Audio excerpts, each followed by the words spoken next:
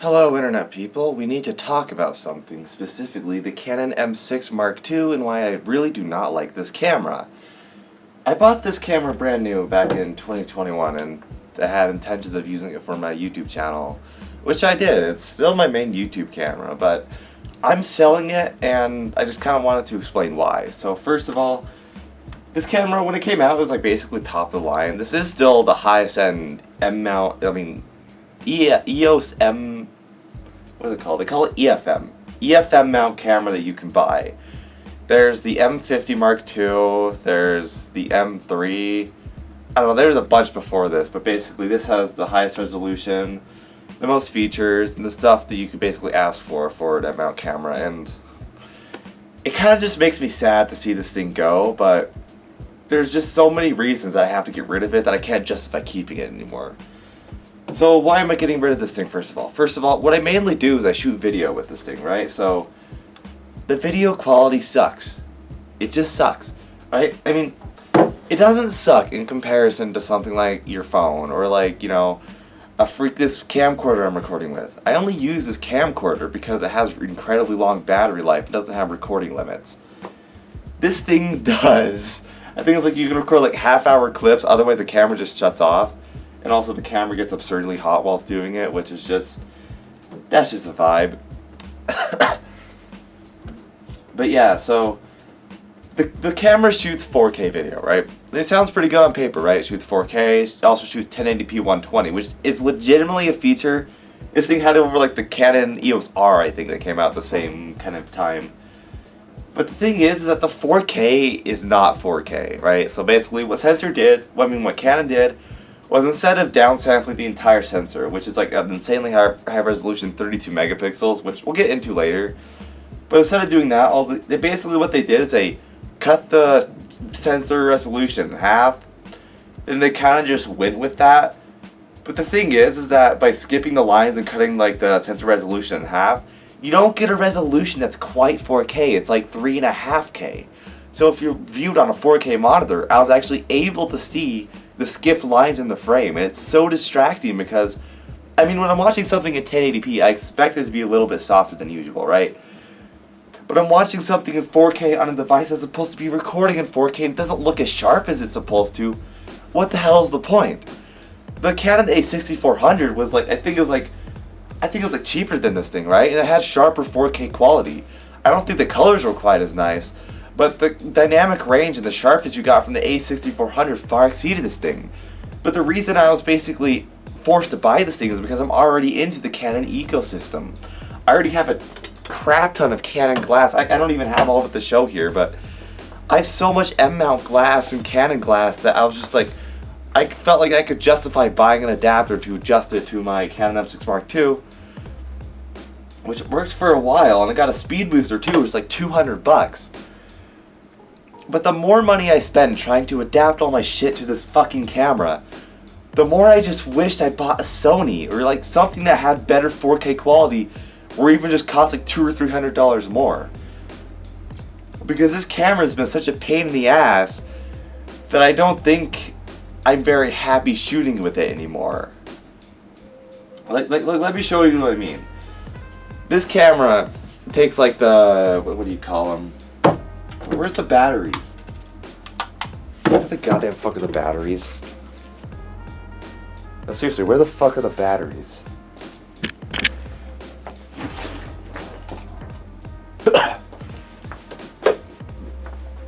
Here's the battery. This is an LPE17 battery, right? Yes, it is.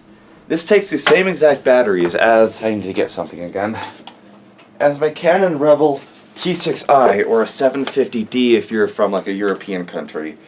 This camera is pretty great on that battery. It lasts like 2 or 3 hours. It lasts basically forever as far as I'm concerned. But for whatever reason, the Canon M6 Mark II burns through these batteries like almost 25% faster than the fucking entire DSLR does. Which I don't understand because this has a processor that's 2 generations newer than this thing. I feel like that might have to do with, you know, you're recording 4K video, you're recording higher resolution images.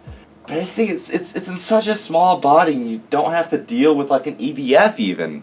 So I don't know why this is such an issue with the battery life, and they take forever to charge. This Canon Rebel T6i came out in 2015, right? This thing came out in 2019, but I bought it in 2021. And I keep doing that shit where I buy outdated cameras, and I'm not going to do that again, because that's bad. It's a bad idea. I bought this T6i back in 2018. The camera was already like 3 years old by then. But I thought I could justify it to myself because it was less expensive than like a T7i. But then I found myself kind of missing slow motion and like having a fast camera. Because this is the first camera that used the 24 megapixel sensor they introduced in 2015, right? It's a great sensor actually. I really like the photos that come off of this thing. And to be honest, this thing makes marginal improvements on that, which I'll get to in a bit because this sensor has a lot to it. It's absolutely insane. But essentially, despite missing like slow motion, like actual, good feature, in actual features, I found this camera a lot more versatile, right, than my camcorder. This is what I was using to record my very first YouTube videos. And I can't believe the stupid thing still works. The one thing I really liked about this camera is, oh my fucking god, is look at this.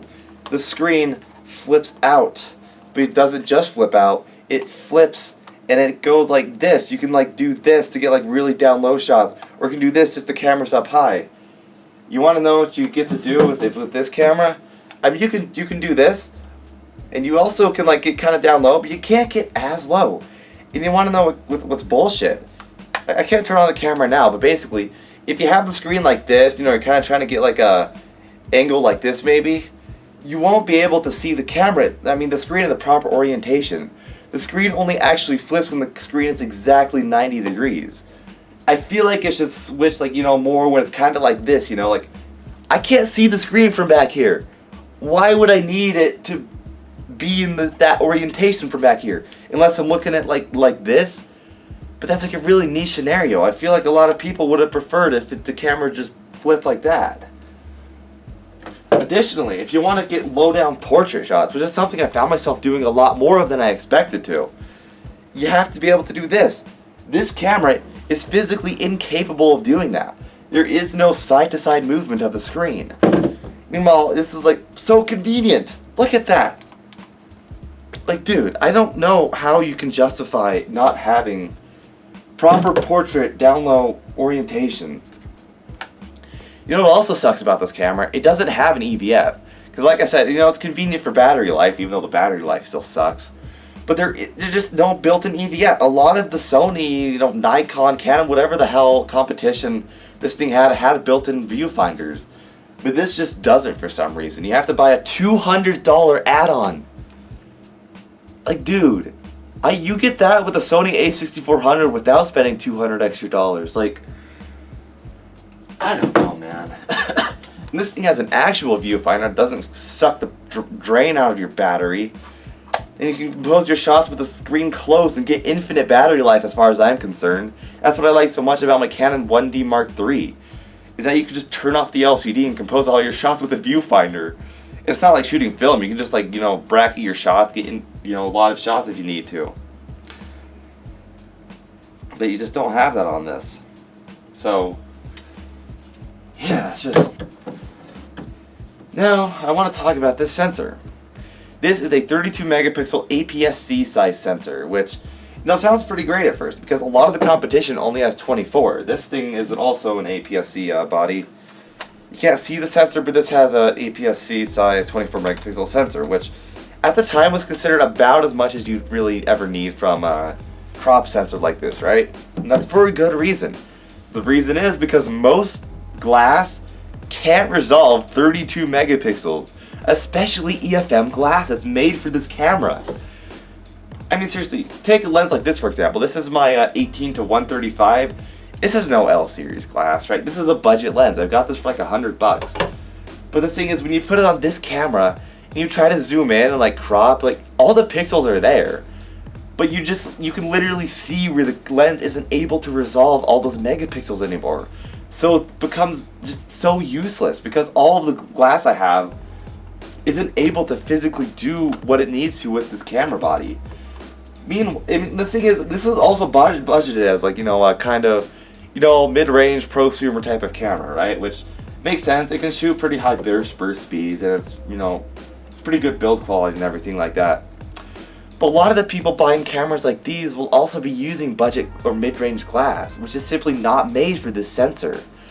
Meanwhile, I think if a lot of people were buying something like a Canon 90D, that camera's a lot more expensive, but that's for a reason. That's because it can shoot on that L series glass very easily, and it's meant for actual professionals because it's a professional series camera. The people using a 90D would be much more likely to actually buy L series glass. Meanwhile, someone like me, I'm just kind of stuck with what I have. And, you know, the stuff that natively mounts to this body is just not worth it. I don't know, there's just a lot of stuff that has just been missing, you know. Every time I watch a new camera come out, obviously you have the, you know, your fear of missing out, which is something you really shouldn't be too concerned about because it's kind of stupid. But I always feel like if I had the features of that camera, I'd be better off. For example, where I don't have my Blackmagic Pocket 4K over there. It's down there, but it has dual native ISO. I was using that camera for like a film project of mine, and I was stunned by the image quality at, you know, ISO 3200 because it has, I think it's like, what, native ISO ranges at like 400, 3200, which translates to like 100 and 800. It was absolutely fantastic. Meanwhile, if you dial out the ISO on this thing to 3200, try to get any like low light shots, it just completely falls apart. I don't know if you remember that one Chromebook intro video I did, right? I shot that under these like LED lights, which aren't very bright. They aren't very good for actually illuminating stuff. It looked really cool to the eye, but when I actually took the footage into, you know, hit Film Pro to edit it, I just saw the grain all over the place, and I had to use like denoiser and really fine-tune it to get an acceptable image. It's without considering that, you know, if you're actually trying to get a low-light scene in real life, you wouldn't be able to do creative things like stop down your lens to get a you know, deep depth of field. That's something that you might legitimately want if you're working on a film.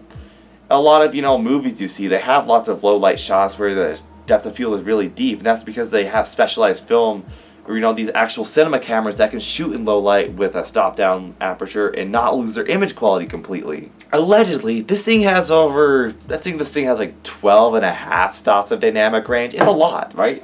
When you're shooting images with this thing, it looks fantastic. I mean, I could not be happier with the image quality coming out of this thing. If I had to choose one camera to just like, you know, without buying a new camera, if I had to choose one camera to keep around, I thought the T6i away because this thing has better image quality. It's more flexible in low light, and, you know, despite its shortcomings, it's definitely superior to the older generation in all ways possible.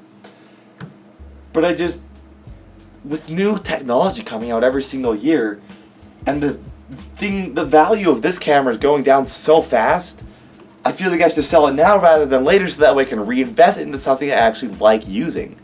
Because even though this thing has really good image quality, it doesn't have very good video quality. When you shoot video on this thing, I mean, clouds get blown out like crazy. When you shoot the photo of the scene, the clouds look fine.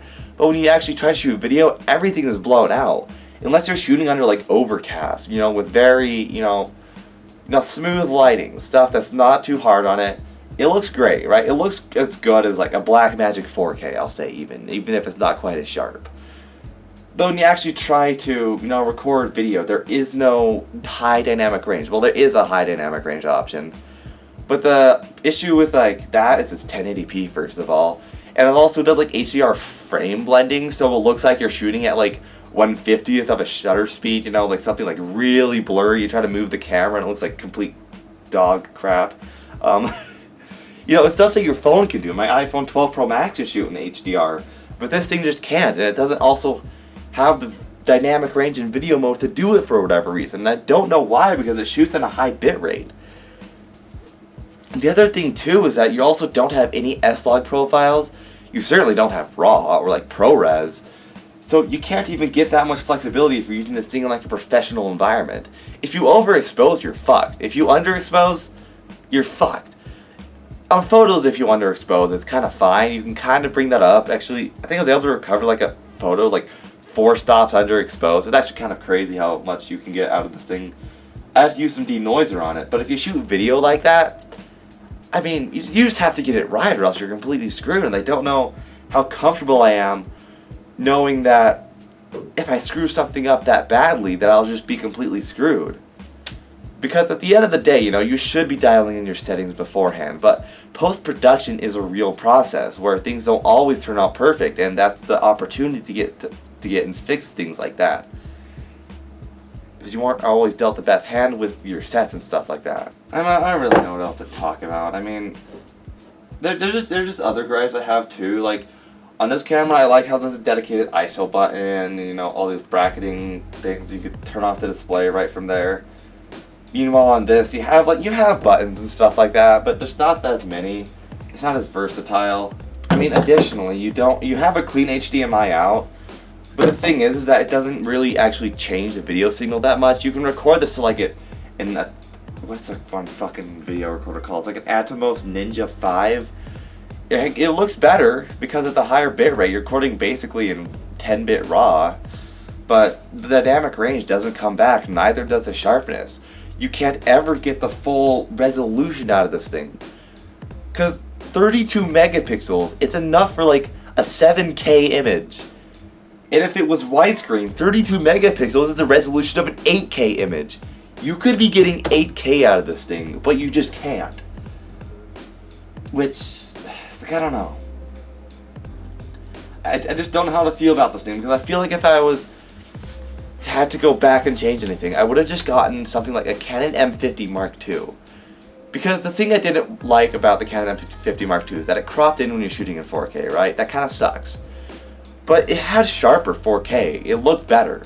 So at the end of the day, I just kind of screwed myself over with not getting the best overall image quality over, kind of minor complaints, like cropping in on the image sensor when you record, or not having as many megapixels, when in reality I realized I couldn't even use them. But then again, I think one of the reasons I went for the M6 Mark II was because my T6i already had 24 megapixels, but it didn't record in 4K, which in that case, maybe I should have just gotten a T8i, but DSLRs are dying, kind of already dead, so I'm not sure how comfortable I am investing in the EF mount right now, but I know I sure as hell am not comfortable with investing in this thing right now.